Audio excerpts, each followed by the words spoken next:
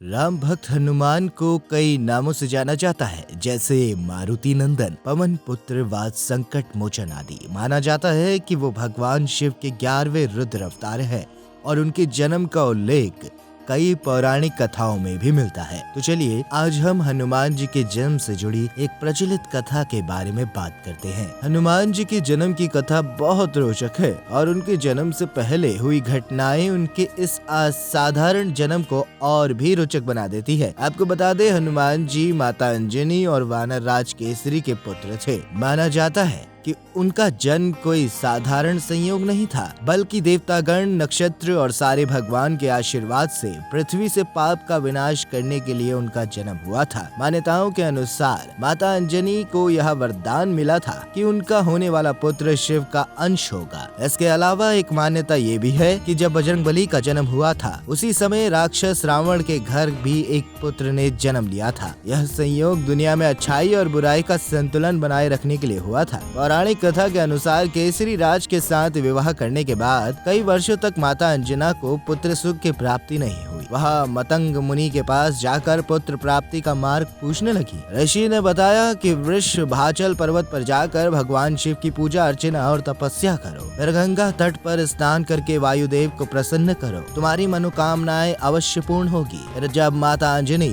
वृषभाचल पर्वत पर बैठकर पुत्र प्राप्ति के लिए भगवान शिव की पूजा कर रही थी, वह हाथ जोड़कर और आंखें बंद करके आराधना में लीन थी। तभी उनके आंचल में एक फल आकर गिरा। माता अंजनी ने जब उस फल को देखा तो उन्होंने उसे प्रसाद समझकर सेवन कर लिया। दरअसल जब माता अंजनी जंगल में पूजा कर रही थी, तब वहाँ से दूर अयोध्या में राजा दशरथ भी पुत्र प्राप्ति के लिए शिव यज्ञ करवा रहे थे। इस हवन के बाद ऋषि महात्मन ने राजा दशरथ की तीनों रानियों को फल दिया, जिन्हें खाने से उन्हें तेजस्वी पुत्रों की प्राप्ति होगी। ऐसी भविष्यवाणी सभी ऋषि गणों ने की। और आपको बता दें, इन्हीं फलों में से एक छोटा सा अंश एक पक्षी उठाकर ले गया, जिसे उसने बाद में माता अंजनी के सामने गिरा दिया, जिसे माता अंजनी ने प्रसाद समझकर ग्रहण कर लिया और इस प्रकार शिव यज्ञ का पुण्य उन्हें भी प्राप्त हुआ। फिर मुनि के बताए मार्ग के अनुसार पुत्र की कामना में अंजना ने सभी तप पूर्ण श्रद्धा, विश्वास और धैर्य से किए। वो वायुदेव को भी प्रसन्न करने में सफल रही। वायुदेव ने उन्हें दर्शन देकर आशीष दिया कि भगवान शिव का ही एक रूप उनके पुत्र के रूप में अवतारित होगा। और इस प्रकार